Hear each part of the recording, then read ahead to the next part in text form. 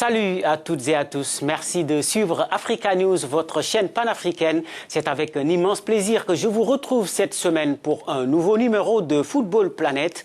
Mon nom est Wahani Johnson Sambou. Au sommaire de cette émission, la finale de la Coupe de la CAF et le sacre du TP Mazembe devant le Mouloudia Olympique de Béjaïa dimanche à Lubumbashi. Mondial 2018, deuxième journée des éliminatoires le week-end prochain. Le programme dans cette émission. Pendant ce temps, l'équipe nationale du Gabon qui traverse une zone de turbulence. L'entraîneur Jorge Costa écarté. Plus de détails dans cette émission. Et puis nous parlons cette semaine du football mauritanien en pleine mutation ces dernières années et de ses ambitions de devenir une nation enfin respectée dans le continent africain. Merci et bienvenue dans Football Planet.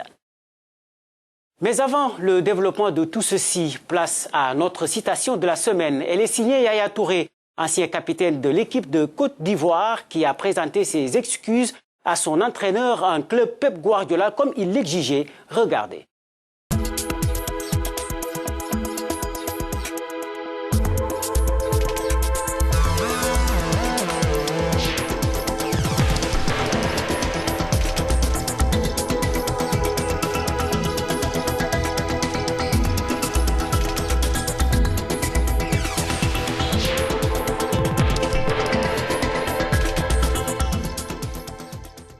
La Coupe de la CAF maintenant est la saga du tout-puissant Mazembe qui se poursuit sur la scène continentale. Les Congolais ont remporté dimanche leur 7e trophée continental en venant à bout des Algériens de Mouloudia Olympique de Béjaïa, écrasés 4-1 à Lubumbashi, entre imprenables des corbeaux sous les yeux de notre correspondant sur place, Christopher Chitamba.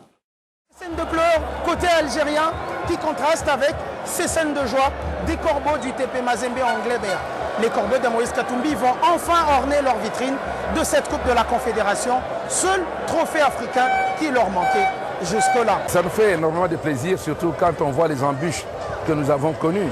Nous avons joué les matchs de la compétition africaine, même chez nous, et privés de télévision, ce n'est pas possible. Nous avons voyagé sans être accompagnés par les officiels, mais tout cela, on a tourné la page et on a pardonné. On pardonne parce qu'on met tout entre les mains du bon Dieu. Mais une chose est certaine, le président Moïse Katumbi, qui doit être très content ce soir, nous a toujours demandé de prier pour le bien du voisin et d'autrui, et que Mazembe devait aller de l'avant. Voilà ce qui a été fait. En 7 ans, les Noirs et Blancs de Lubumbashi ont raflé 7 sacres continentaux, 3 de Ligue des Champions, une Coupe de la Confédération et 3 Supercoupes. Parlons d'une autre compétition, la Coupe du Monde 2018 à présent, avec la deuxième journée des éliminatoires prévue le week-end prochain.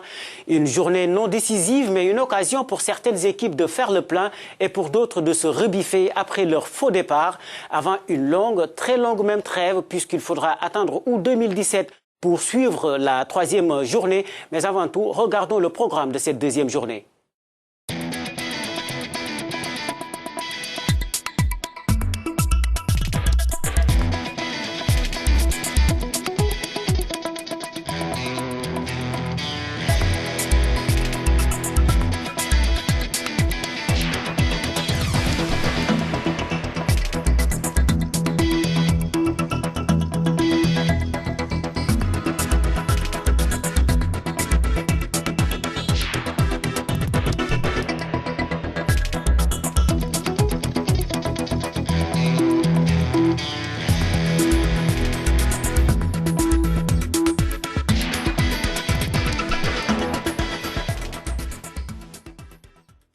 Je rappelle que les matchs se jouent le week-end prochain et on suivra avec beaucoup d'intérêt le déplacement du Gabon au Mali. Le Gabon qui se prépare dans la grande confusion avec la mise à l'écart de son entraîneur Jorge Costa pour officiellement insuffisance de résultats.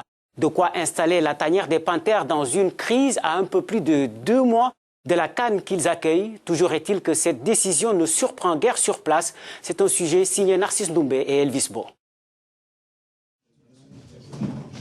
La Fédération gabonaise de football FEGAFOOT a décidé d'écarter son sélectionneur à 2 mois de la Coupe d'Afrique des Nations 2017 que le pays organise.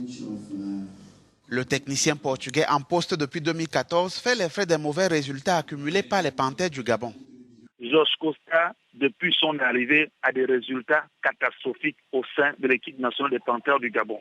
L'incohérence dans le jeu, l'incompréhension, l'incompatibilité des joueurs sur le terrain, le manque du sens de l'envie de jouer et puis des résultats également, aucun système de jeu, aucun fond de jeu. Lors du tirage au sort, il y a moins de 2 semaines de cela, ici à Libreville, comptant la 31e édition de la Coupe d'Afrique, Georges Costa était pratiquement le seul sélectionneur qui n'était pas présent dans la salle. Autre facteur ayant favorisé le départ de Costa, il n'avait plus le soutien des joueurs. 60% des joueurs n'étaient pas d'accord avec lui, mais il ne l'exprimait pas. Mais avec des contacts que nous avons avec certains de ces joueurs, on le sentait. On le comprenait également, il laissait entendre certains messages. Dernier message en date, c'est le match Gabon-Maroc du côté de Franceville, où un joueur est sorti à jeter le maillot vert jaune bleu de couleur de notre pays au sol devant le chef de l'État et il a pris la bouteille et jeté devant Georges Costa, l'entraîneur. En attendant de trouver un nouveau sélectionneur, José Antonio Rocha Garrido, le directeur technique national, assurera l'intérim lors des 2 prochains matchs des éliminatoires du Mondial 2018 contre le Mali et les Comores. Une bonne nouvelle tout de même pour les Panthères du Gabon, c'est la grande forme de leur capitaine Pierre-Emerick Aubameyang, auteur d'un quadruplé cette semaine en championnat. Place maintenant à notre focus. Dans la planète foot, c'est comme un nain dans un monde de géants. Et pourtant, la passion du football est tout aussi intense que dans n'importe quel pays au monde. Nous parlons de la Mauritanie qui nourrit de grosses ambitions et veut enfin sortir de l'anonymat. Pour y parvenir, la fédération multiplie depuis quelques années les initiatives qui commencent à porter leurs fruits malgré des moyens limités. Le championnat local mobilise alors que l'équipe nationale attire de plus en plus. Pour en parler, nous sommes en ligne avec le chargé de la communication de la Fédération mauritanienne de football, Brahim Sow Deina. Merci, Monsieur Sow, de nous rejoindre dans Football Planète. Monsieur Sow, la Fédération mauritanienne de football a mis en place une politique très ambitieuse de développement depuis quelques années. Alors, où en est-elle exactement? Tout à fait. Il y a bien entendu une politique assez très intéressante de développement qui a été mise en place par le nouveau bureau exécutif depuis 2011 et à l'année où il a été élu. Donc ça a été plutôt axé sur la formation des jeunes et surtout la mise en valeur du championnat local. Entre 2000 et 2010, il y avait pas mal de soucis au niveau du championnat et il n'était pas assez régulier. Donc là, des moyens ont été mis en place pour permettre au championnat local déjà de pouvoir se dérouler régulièrement et permettre aux footballeurs mauritaniens ici au niveau local de compétir. Et par ailleurs, il y a l'Académie nationale aussi qui aujourd'hui est fonctionnelle et avec une nouvelle direction technique nationale, avec l'Espagnol, Luis Fuertes, qui était à la tête du centre de formation des FC Valence en Espagne.